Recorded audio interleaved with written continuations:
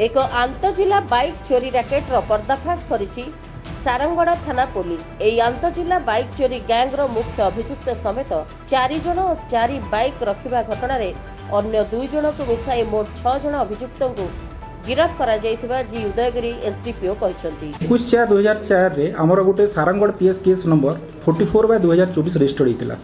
सेटा हमर गुंजीवाड़ी रो गोटे एचएफ डिलक्स मोटरसाइकिल चोरी होइतिला। सेही केस रो तदंत समय रे आमे जने चोर जोटा कि आपण मुकेश दिगाल बोली पिलाटा को आमे धरितिलु। से गुंजीवाड़ी रे पिला फर्दर ताकू इंटरोगेशन करबा समय रे गोटे चेन ऑफ एविडेंस हमर आसिला।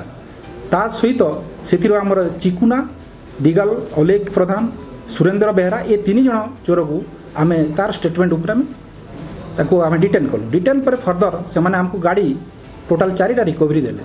कोन अछि तांको आमे गाड़ी देइछु जे माने ले ए गाड़ी रो रिसीवर पुनी तांको उठा गला। से 2 जन जाको हेले बालीगुडारो। तेणु यही समुदाय प्रोसेस रे आमे टोटल 6टा गाड़ी वर्तमान सीज करिछु एवं 6 जन को आमे थाना रे वर्तमान डिटेन अप्रिहेंड करिक रखिछु। एवं वर्तमान इन्वेस्टिगेशन रो जतकी जणा पड़िछि 4 जन हेले कमिशन ऑफ ऑफेंस रे अछंती से माने मोटरसाइकिल चोरी करिसंती एवं माने बालीगुडारो से ताके गाड़ी मध्ये से रिसीव करथिन। तांको भी गाड़ी हम जब्त हिछि। टोटल गाड़ी संख्या 6 एवं 21 संख्या 6 वर्तमान समस्तकर आमे ऊपर से ग्रीमाफिस एविडेंस आसिला पर वर्तमान से माने कोर्ट चालान कराइयो। एही बाइक लुटेरा गैंग थारो विभिन्न थाना अंचल रो चोरी हेतिबा 6 गोटी बाइक जब्त करिछि सारंगगढ़ थाना पुलिस।